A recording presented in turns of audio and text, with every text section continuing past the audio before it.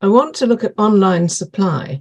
I'm aware that there are advertisements for online supply, the sort of thing where you fill in a form and send a photo of yourself. Is this a good way to do it? Certainly it is a way to do it. And on a positive note, it gives wide access to an important medicine for many people who are struggling with being overweight and obese, many of whom have what we would call comorbidities and are at risk of developing or having already cardiovascular disease. So certainly making it more accessible for people is a good thing. It's not a model we would subscribe to here at Remedi Health. For us, the engagement with the individual face-to-face is incredibly important. And for us, it's important for a number of reasons. We can properly understand some of the struggles that an individual has had with their weight over the years, what's worked for them, what hasn't worked for them, what their goals of treatment are.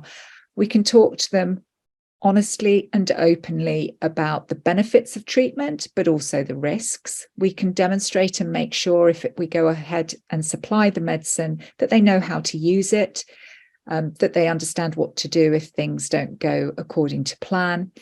And we can engage them in behavioural change and motivational interviewing techniques to make sure that any supply of medicine for weight loss is combined with a broader weight management programme. Because as I said earlier, injecting this medicine will not automatically make you slim and lose weight. It does require reducing your intake, your calorie intake, eating the right foods, embarking on healthy habits for the future, and also exercising. One of the challenges with this medicine, and we know from the evidence and any weight loss program for that matter, is that the vast majority of people will go on to gain weight once they stop the program that they're on.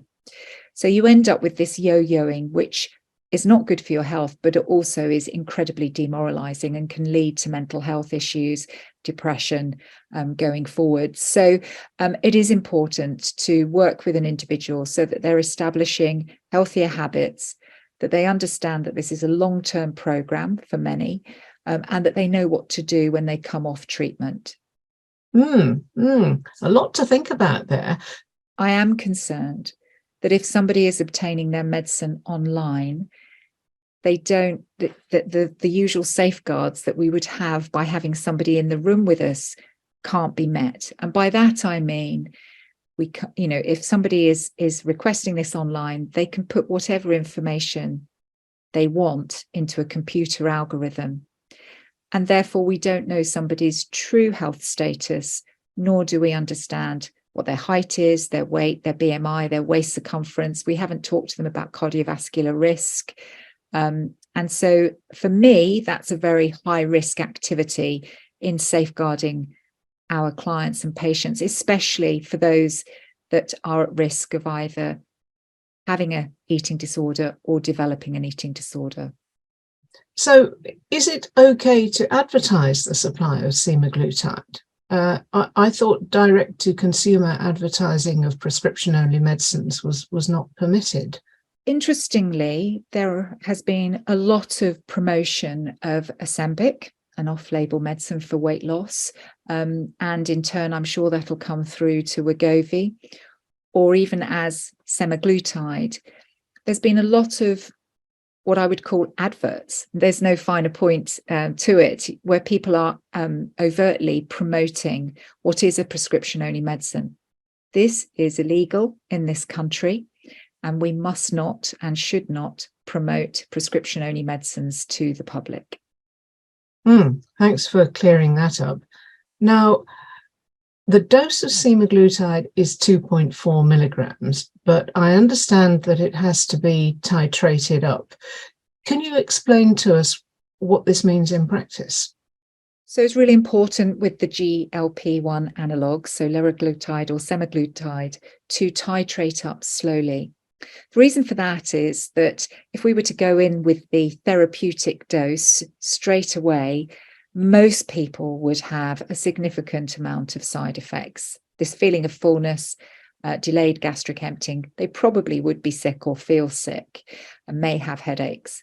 So what we do is we titrate people up nice and slowly. So we'll stick on a starting dose, usually of 0.25 if we're prescribing Ozempic, for a month. So that's 4 weekly doses of 0.25 milligram. Then we'll go up to 0.5 milligrams for the second month. Then we go up to 1 milligram for the third month. And we titrate to when people feel comfortable. So it's important to recognize that some people might not need the full therapeutic dose, and actually they get to a dose that's high and then feel, no, I really don't get on with this. I need to come back down again. Some people start on the lower doses, accommodate it pretty quickly, but they get impatient because they feel they should be on a higher dose to get the weight loss that they need.